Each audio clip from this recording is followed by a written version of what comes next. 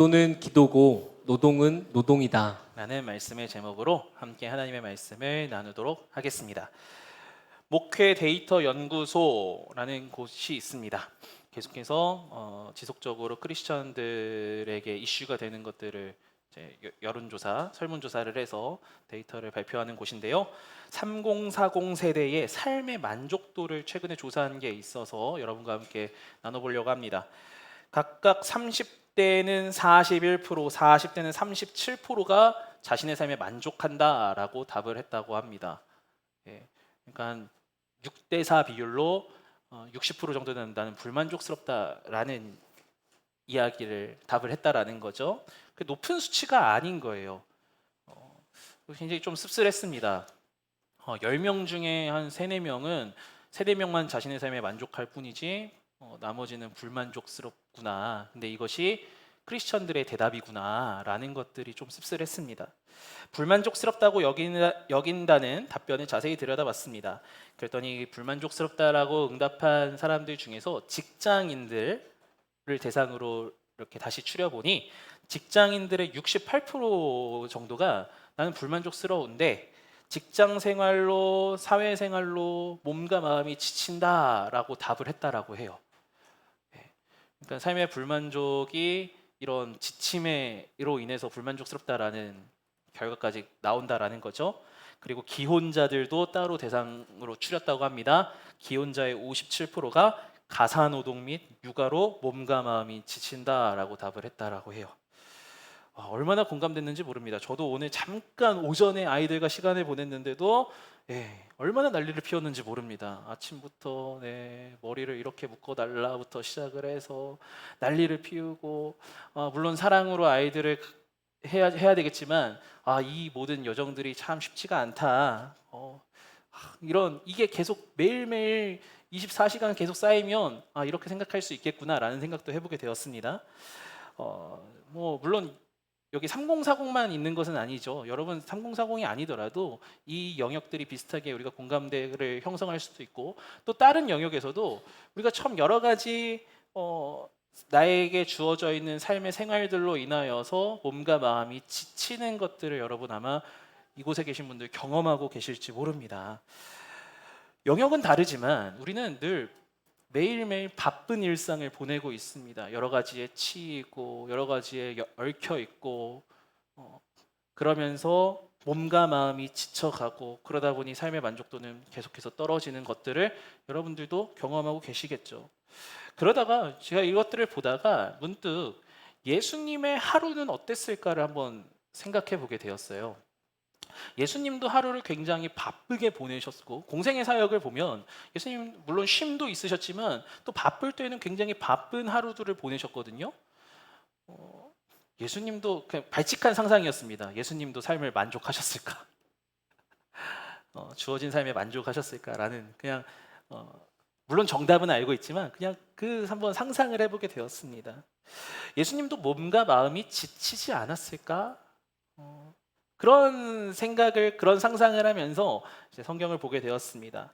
그러다가 마가복음 1장을 보게 되었는데 마가복음 1장은 예수님의 하루 스케줄이 등장하는 장이더라고요. 예수님이 얼마나 바쁜 하루를 보내셨는지 우리가 함께 좀 봤으면 좋겠습니다.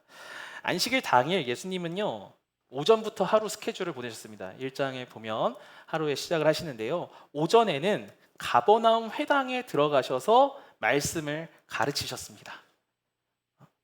이렇게 앞에서 말씀을 가르치는 것 여러분 굉장히 힘 빠지는 일입니다. 굉장히 기운 빠지는 일입니다. 에너지 소모가 굉장히 많이 돼요.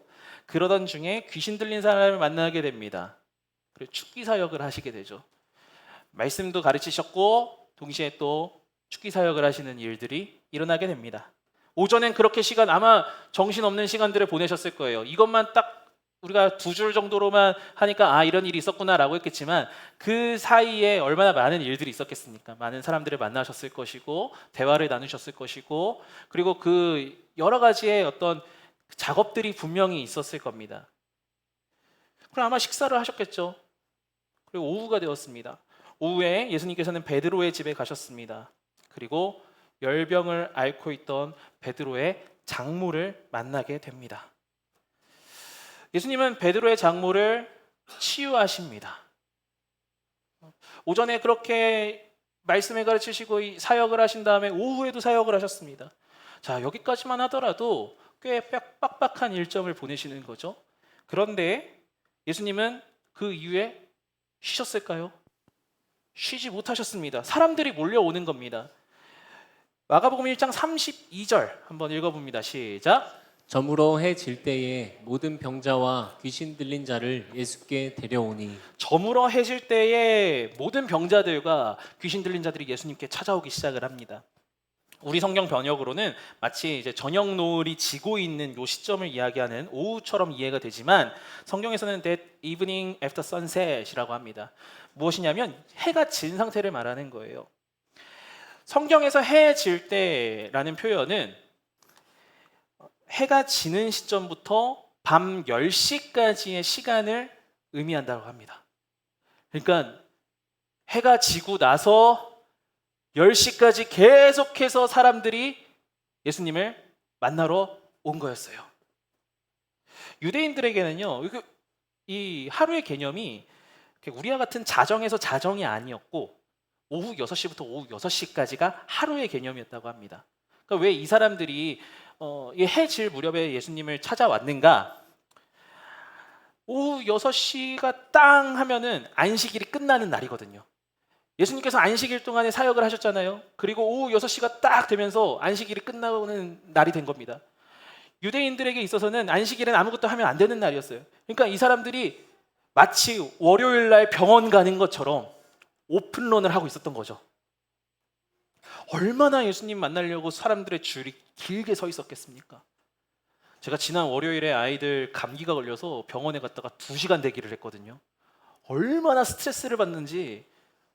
난 아프지도 않은데 왜 얘네 때문에 내가 2시간을 기다려야 돼. 그런데 의사 선생님을 딱 봤어요. 들어가서 2시간 기다려서 의사 선생님 봤는데 생각이 바뀌더라고요. 야, 선생님은 의사 선생님은 계속해서 사람을 만나고 있었구나. 나는 이렇게 그냥 앉아 있는 걸로 스트레스 받는데 이분은 얼마나, 그리고 제가 가더라도 계속 환자들이 있잖아요. 얼마나 지칠까. 예수님도 엄청나게 지치셨을 거예요. 물밀듯이 사람들이 저렇게 대기줄이 쭉 있는 걸 보면서 그리고 그들과 만나서 그냥 이렇게 치유 사역 딱 하고 보내신 거는 아닐 겁니다. 또 대화도 하셨을 것이고 그들을 위하여서 축복의 기도도 해주셨을 것이고 여러 가지 일들이 있었겠죠. 어쨌든 예수님 굉장히 바쁜 나날을 보내셨다는 거예요. 눈코 뜰 새 없는 하루. 저는 이 예수님이 바쁜 하루를 보내셨다라는 것이 위로가 되었습니다. 예수님도 우리와 같은 삶을 사셨구나. 우리와 같이 평범한 일상 또 맡겨주신 것들을 감당하시는 그런 하루를 보내셨구나. 이렇게 바쁜 일상 속에서 예수님은 지치지 않았을까라고 생각을 하면서 성경을 쭉 보고 있었는데 우리 예수님께서 그 지칠 것 같은 삶의 자리에서도 한 가지 분명하게 붙잡고 계시는 한 가지가 있다라는 것을 오늘 말씀 본문을 통해서 발견하게 되었습니다. 바로 기도였다라는 것이죠. 본문 마가복음 1장 35절을 다시 한번 읽어보겠습니다. 읽습니다. 시작. 새벽 아직도 밝기 전에 예수께서 일어나 나가 한적한 곳으로 가사 거기서 기도하시더니 예수님은 그 바쁜 일상 속에서도 하나님 아버지 앞에 나아가 기도하는 것을 멈추지 않으셨습니다. 모든 사역을 끝내시고 아까 앞에 말씀드렸듯이 아마 10시, 11시 아마 굉장히 피곤한 시간이었을 겁니다. 우리 주님 피곤하신 그 사역을 마치시고 그 다음날 늦잠을 자도 되지 않았을까요? 오늘 내가 너무나 고된 하루를 보냈기 때문에 조금, 물론 그런 날도 있었겠죠. 있었을 수도 있습니다. 그런데 이 예수님께서 지금 어떻게 하십니까? 새벽에 일어나서 한적한 곳으로 가서 기도하십니다. 예수님은 바쁜 일상 속에서도 기도를 빼지 않으신다라는 거죠. 이러한 예수님의 기도의 모습은 마가복음 1장에만 등장하는 것이 아닙니다. 예수님의 전생애들을 쭉 살펴보면 예수님은 늘 기도하셨음을 볼 수 있습니다. 예수님의 생애에서 기도는 빼놓을 수 없는 중요한 사역이었고 삶의 일부분이었습니다. 아니, 삶의 일부분이라기보다는 삶의 전체가 바로 기도의 삶이었습니다. 여러분은 예수님의 기도를 좀 더 보기를 원하신다면 누가복음을 한번 보셨으면 좋겠어요. 누가복음은 예수님의 기도가 얼마나 예수님께서 계속해서 기도하시는 그 모습들을 우리에게 선명하게 보여주고 있습니다. 예수님은 바쁜 일상 속에서도 기도는 절대 놓치지 않으셨던 거죠. 예수님이 바쁜 일상을 보내시면서 기도하셨던 모습을 보면서 우리의 삶들을 보게 됩니다. 우리도 참 바쁜 일상을 보냅니다. 오늘 쉬는 날이었지만 여러분 안 바쁘셨나요? 엄청 바쁘지 않으셨나요? 네. 우리는 늘 바쁜 일상들을 살아갑니다. 왠지 바쁘면 안 될 것 같은 그런 느낌을 늘 받으면서 살아가기도 해요.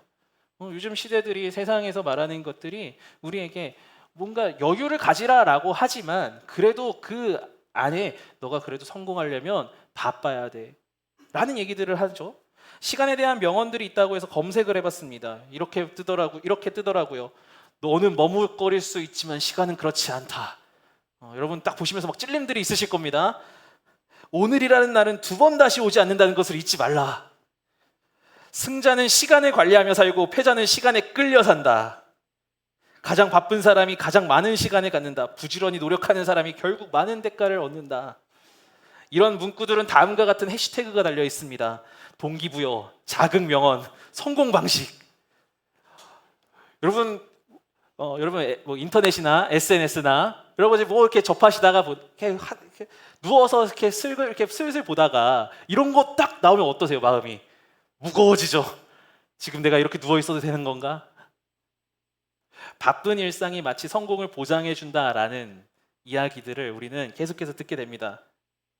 그러다 보니까 바쁘지 않으면 내 일상이 뭔가 문제가 있는 것 같다라는 생각을 하게 되죠.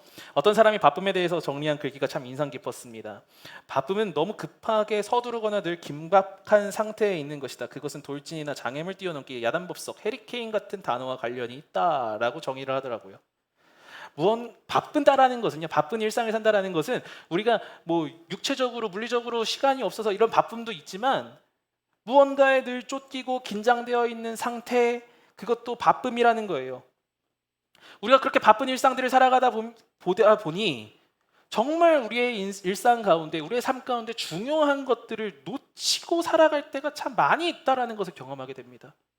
예수님은 바쁜 일상 속에서 기도를 놓치지 않고 살아가셨는데 우리는요, 바쁜 일상 속에서 이 기도라는 것들을 놓치고 살아가는 모습들이 참 많이 있다라는 거죠. 제가 한동안 이랬습니다. 제가 소화하는 스케줄이 사실 그렇게 바쁘거나 빡빡한 것은 아니었습니다. 그런데 너무나 바쁘게 느껴졌습니다. 그러니까 앞서 바쁨에 대해서 누군가 글귀 적었던 거 보면 너무 급하게 서두르거나 늘 긴박한 상태다라고 하잖아요. 제가 딱 그 상태였던 거예요. 마음에 분주함이 있고 집에 와서도 늘 긴장 상태가 유지되는 것이었어요. 이 바쁜 나의 삶 가운데에서 이 바쁨을 어떻게 해소를 해야 될까? 제가 무엇을 선택했을 것 같아요? 기도했을 것 같죠? 네, 아닙니다. 부끄럽지만 아닙니다. 이 긴장을 풀기 위해서 제가 선택한 것이 무엇이었냐면 게임이었고요, 영상이었습니다. 포켓몬스터 게임에 갑자기 한동안 잠깐 빠져가지고서는 열심히 포켓몬을 잡고 포켓몬 레벨업을 하고 했습니다. 그런데 여러분, 바쁨은 해결되지 않는 거예요. 오히려 이로 인해서 더 바빠지는 거예요. 그러니까 무엇이었냐면 이 어떤 심리적인 바쁨의 상태, 내 어떤 이 바쁨의 상태를 잠시 잊게 해주는, 잠시 이렇게 유보해주는 것일 뿐이지 이것이 궁극적 해결을 주지 않더라고요. 무언가가 빠져있다라는 것을 깨닫고 제 삶을 좀 다시 돌아보게 되었습니다. 제 하루를 돌아보게 되었고 내가 무엇이 빠졌지 보게 되었습니다. 제게 빠진 것은 기도하는 삶, 하나님과 교제하는 삶이었다라는 것을 아주 빠른 시간 안에 발견할 수 있었습니다. 여러분, 제가 기도 생활을 안 한 것은 아니었습니다. 저도 기도 생활을 했습니다. 다만 제 기도 안에 하나님과 충분히 교제하는 것이 없었던 거예요. 기도한다라는 것도요, 제 바쁜 일상의 연장선이 되어버렸어요. 하나님, 제가 지금 기도를 하는데 20분 정도 시간을 할애할 수 있어요. 왜냐하면 기도가 끝난 다음에 해야 할 일이 많거든요. 제 일도 해야 되고 아이들도 챙겨야 되고 제 개인 여가 생활도 즐겨야 합니다. 그러니 20분 정도로 마무리하시죠. 라고 이야기하지 않았지만 그러한 태도로 제가 기도를 하고 있는 거예요. 하나님과 충분히 교제하며 관계를 맺기 위해서 기쁨 가운데 기도의 자리로 가는 것이 아니라 의무적으로 그냥 내가 이 정도는 기도해야지라고 시간을 정해놓고 어떤 그러한 태도로 기도의 자리로 나아갔던. 그러니 기도의 삶을 산다라고는 했지만 진정으로 주님과 뜨겁게 긴밀하게 교제하는 기도는 상실된 그냥 기도의 형태만 남은 삶을 살고 있었음을 보게 되었습니다. 부끄럽게도 저는 기도를요 그냥 주님과 교제하려고 하는 것이 아니라 내 삶이 그래도 하나님 안에서 성공적인 인생이 되기 위한 하나의 수단 정도로 제가 여기고 있었던 거예요. 아침에 눈을 감으면서 이것을 알고 눈을 감으면서 하나님께 기도의 자리로 나아가게 되었습니다. 기도의 자리로 나아가서 주님 앞에 기도하면 딱 나아가는데 눈물이 터지더라고요. 하나님, 제가 하나님과의 관계가 무너진 기도를 하고 있었습니다. 하나님, 제가 기도한다라고 했는데, 기도하는 삶을 산다라고 했는데 하나님과 진정으로 친밀하게 교제하며 하는 기도, 관계를 맺는 기도, 주님의 뜻이 무엇인지를 구하며 주님 앞에서 내가 어떻게 살아가야 될지, 주님이 원하시는 것은 무엇인지를 발견하려고 애쓰기보다는 그냥 내 기준에서, 내 관점에서, 내 잣대로 기도하고 그냥 그렇게 내가 원하는 바만 일방적으로 쏟아내는 기도 정도만 하고 있었습니다. 주님 앞에 그렇게 기도를 하는데 눈물이 확 나오더라고요. 혼란스러웠었거든요. 그 전까지 굉장히 혼란스러웠었는데 그 혼란스러웠던 내면이 그제서야 평온을 되찾는 것을 경험하게 되었습니다. 내가 하나님 앞에서 바로 서서 하나님 원하시는 것들을 구하고 하나님 원하시는 것들을 바라보며 나아갈 때 내 혼란된, 내 혼돈의 그 삶들이 정리가 되는 것이지, 내 삶의 정리는 내가 해결할 수 있는 것이 아니구나 라는 것들을 뼈저리게 느끼면서 다시 기도의 삶의 자리로 나아가게 됐다라는 것이죠. 이런 저의 상태를요, 기도에 관한 책을 읽어보다가 팀 켈러의 기도라는 책에서 발견할 수 있게 되었습니다. 그는 이렇게 말합니다. 기도하기로 마음먹은 이들이 처음 맞닥뜨리는 건 영적인 공허감이다. 이건 대단히 중요한 깨달음이다. 현대인은 이처럼 아무것도 없이 텅 빈 상태에 너무도 익숙한 나머지 작정하고 무릎을 꿇기 전까지는 실상을 의식하지도 못한다. 맞습니다. 제가 경험하고 있었던 것은 영적인 공허감이었습니다. 기도의 형식은 가지고 있지만 주님과 긴밀하게 교제하지 않는 그 공허감을 가지고 있었던 것이죠. 그러니 늘 삶을 살아가도 제 삶 가운데 만족함이 없고 뭔가 쫓기는 것 같고 불안하고 그러한 상태가 계속 유지되고 있었던 거예요. 무릎을 꿇기 전까지는 이 상태, 내가 지금 영적으로 공허한 상태구나, 주님과의 관계가 메말라 있구나라는 것을 인식하지도 못하고 있었습니다. 자, 그런데 그는 뒤이어서 이렇게 말하고 있습니다. 하지만 일단 기도 생활이 풍성해지기 시작하면 놀라운 결과들이 나타난다. 자기 연민에 빠지거나 내면의 원한과 분노를 합리화한다 쳐도 하나님 앞에 앉는 순간 방향 전환이 일어나고 애써 붙들고 씨름하던 감정이 얼마나 하찮은지가 한눈에 드러난다.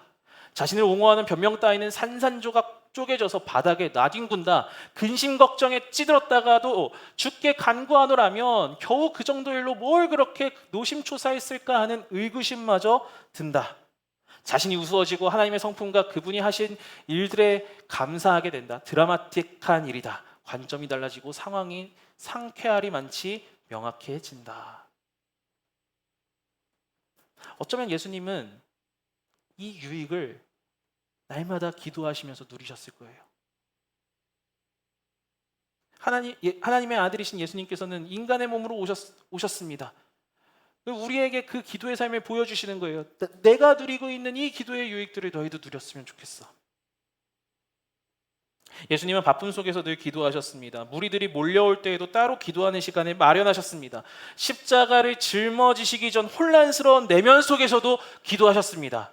그 기도하심을 통해서 예수님은 다시금 십자가의 사명을 짊어질 수 있는 그런 힘을 얻으셨고, 하나님 아버지로부터 얻는 그 힘으로 맡겨주신 일들을 감당하실 수 있었던 것이죠. 사랑하실 수 있었고요, 주의 일을 감당할 수 있는 용기도 얻으셨을지도 모릅니다.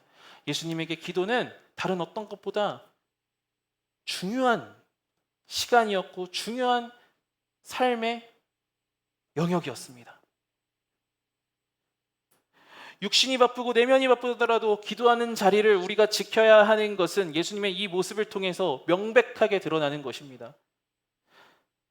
그 자리를 통해서 하나님의 뜻이 무엇인지 간구하게 되고 하나님의 뜻이 무엇인지 발견하게 되는 자리인 것이죠. 사랑하는 여러분, 여러분의 삶을 한번 돌아보았으면 좋겠습니다. 바쁜 삶을 보내고 계시지 않습니까?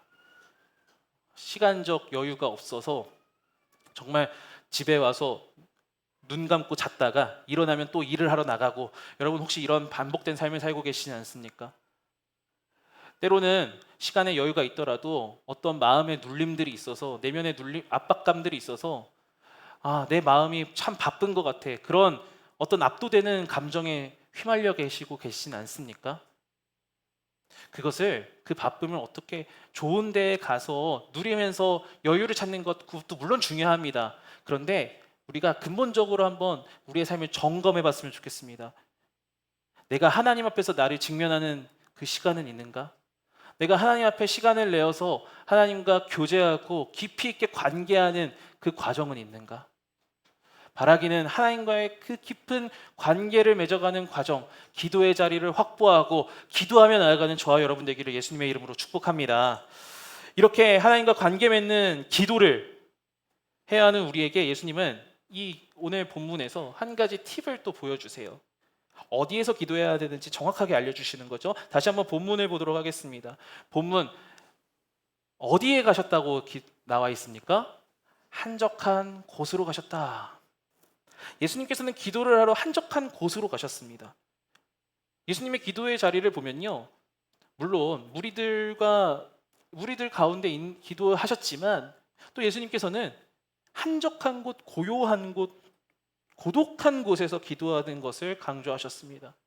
마태복음 6장 6절 한번 읽어보도록 하겠습니다. 읽겠습니다. 시작. 너는 기도할 때에 내 골방에 들어가 문을 닫고 은밀한 중에 계신 내 아버지께 기도하라.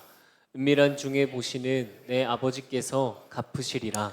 예수님은 기도할 때 골방에 들어가라고 하십니다.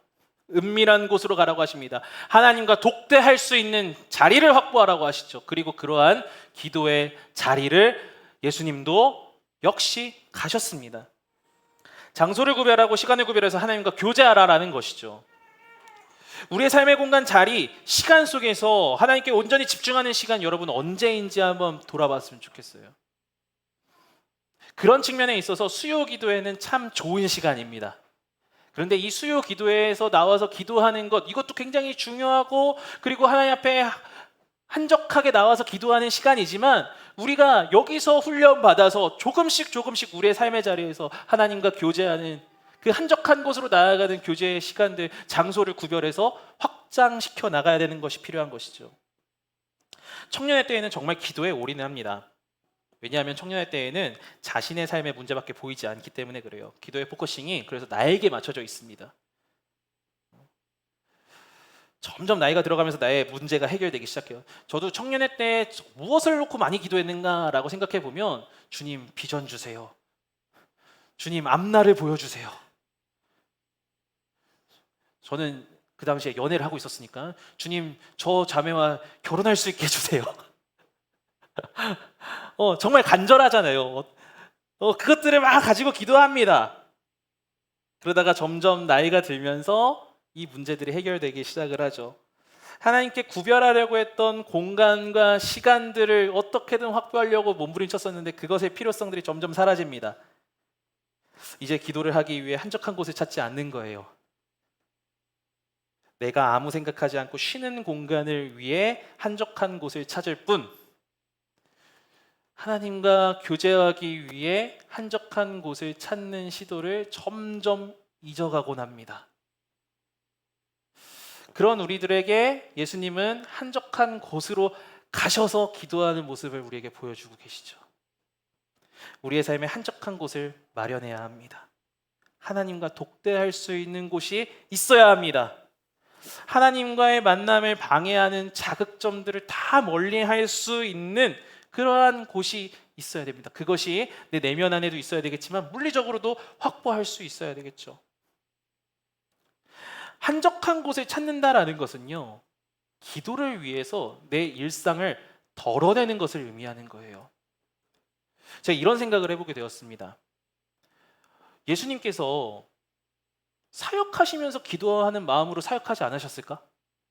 어떻게 보면 예수님은 기도가 필요하지 않으셨을지도 모르겠다 이런 생각을 했어요. 왜냐하면 하나님의 아들이 하나님의 참 하나님께서 친히 사역을 하시잖아요. 그 사역하는 가운데에서 이것도 내가 기도하면서 하면 되지라고 하실 수도 있잖아요. 그런데 왜 예수님께서는 그렇게 하지 않으시고 무리들이 있는 곳에서 떨어져서 왜 한적한 곳으로 가셨을까? 예수님은 하나님과의 기도, 하나님과의 관계를 위해서 일상을 덜어내는 용기를 우리에게 보여주셨다라는 것을 우리가 기억해야 돼요. 한적한 곳으로 가셨다라는 것은 단순히 공간을 분리했다라는 의미도 있겠지만 내가 지금 내가 바쁘다고 여겨져 있는 이 일상에 이 꽉꽉 채워져 있는 일상을 내가 덜어내겠습니다라는 용기 있는 결단이기도 하다라는 거죠. 우리는 합리적인 거 좋아합니다. 시간을 합리적으로 소비하는 거 굉장히 좋아합니다. 아니 그 시간에 기도하는 그 시간에 예수님 아픈 자들을 더 많이 만나셔서 그들을 치유하시면 더 좋은 거 아니야? 라고 생각할 수도 있습니다. 그게 더 합리적인 거 아니야? 그게 더 하나님 나라를 위해서 더 많은 일을 할 수 있는 거 아니야? 우리도 그러다 보니까 이런 합리화를 시킬 때가 있어요. 내가 지금 기도하는 시간이 조금 덜 확보되더라도 내가 내 일상을 살아가는 것 이거 다 하나님을 위해서 하는 거야. 그러니 기도 시간이 조금 줄어들어도 괜찮아. 근데 우리의 생각과 달리 예수님은 어떻게 하십니까? 한적한 곳으로 나가십니다. 기도하십니다. 왜요? 그것이 예수님의 삶의 정체성이기 때문에 타협해야 되는 대상이 아니라 그것이 오로지 온전히 확보되어야 그 이후의 일상을 살아갈 수 있기 때문에 예수님께서는 한적한 곳으로 나가셨다라는 것이죠.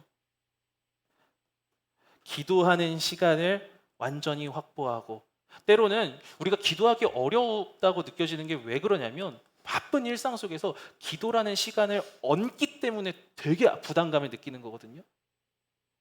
우리의 생각의 패러다임이 전환되어야 됩니다. 주님, 내가 주님과의 그 친밀한 관계를 맺기 위해서 때로는 내가 누리려고 하는 내 것을 덜어내는 용기도 허락하여 주시옵소서. 그런 관점에서 제 삶을 보니까요, 제가 너무나 이것 좀만 포기하고 이것만 좀만 덜어내면은 내가 하나님과 더 깊이 교제할 수 있는데 내가 지금까지 무엇을 하고 있었나 되게 돌아보게 되더라고요. 한적한 곳으로 나아가시는 저와 여러분 되기를 소망합니다. 한적한 곳으로 나아갈 수 있는 용기를 얻는 저와 여러분 되기를 소망합니다. 페이스북에 한 목사님이 올린 글을 보게 되었습니다. 이 목사님은 저도 이제 연결돼서 이렇게 타서 보게 된 글입니다. 어떤 분인지는 잘 모릅니다. 사역을 그만두셨다라고 이제 본인이 글을 쓰셨는데 사역을 그만두고 노동자의 자리로 갔다라고 하시면서 글을 쭉 쓰셨습니다. 사역을 그만두면서 가장 먼저 체감한 것이 무엇이었냐면 기도의 부재였다라고 적으시더라고요. 매일 새벽 기도를 인도하면서 기도의 끈을 놓지 않고 있었는데 그 자리를 이탈하자마자 기도는 자연스럽게 삶의 가장자리로 밀려나기 시작을 했대요. 그걸 본인이 체감을 했다라는 거예요. 어떤 일을 했는지는 잘 모르겠지만 긴 노동 시간이 있었다고 합니다. 긴 노동 시간에 기도는 노동이고 노동은 기도다라는 말을 되새겼답니다. 이 말은 실제로 중세 수도원에서 기도하며 일하라라는 모토를 가지면서 수도사들이 일하고 기도하고 이런 삶을 살았는데 그러한 자기도 이제 신학을 공부하고 배웠으니 일하면서 기도하는 것이라고 생각을 하면서 했다고 합니다. 그러나 그렇게 하기에는 일하는 것이 너무 바빴다라는 것, 이것은 결코 가능한 것이 아니구나라는 것을 경험하게 되었대요. 노동을 안 할 수는 없고, 그렇다고 노동이 기도가 되지 못한다면 기도의 시간을 따로 떼어놓는 것이 답이라는 것을 꽤 빠른 시간 안에 발견했다고 합니다. 그러면서 경험한 나눔을 글에 옮겼습니다. 이렇게 올리셨더라고요. 얼마 전부터 내 삶에 기도가 필요하다는 마음이 더 강하게 밀려왔다. 잠들기 전 침대에서 아이를 재우고 잠깐 기도의 시간을 가지려 했으나 늘 잘 되지 않아서 이번 주부터는 새벽 시간에 기도의 시간을 가지려 했지만 마음 먹은 만큼 잘 되지 않았다. 제 모습 같았고 우리들의 모습 같았습니다. 마침 이번 주에 지인의 기도 요청이 있어 조금 더 힘을 내서 새벽 기도에 임하는 중이다. 스스로 기도가 필요하다고 생각할 때마다 지인의 어려운 상황이 어떻게든 기도의 자리를 지킬 수 있도록 해주었다. 지인은 중보의 기도에 고마움을 표했지만 정작 도움을 입은 것은 나 자신이었다. 새벽에 2시간 정도 묵상과 기도를 할 때 내 영혼이 얼마나 더 풍성해지는지.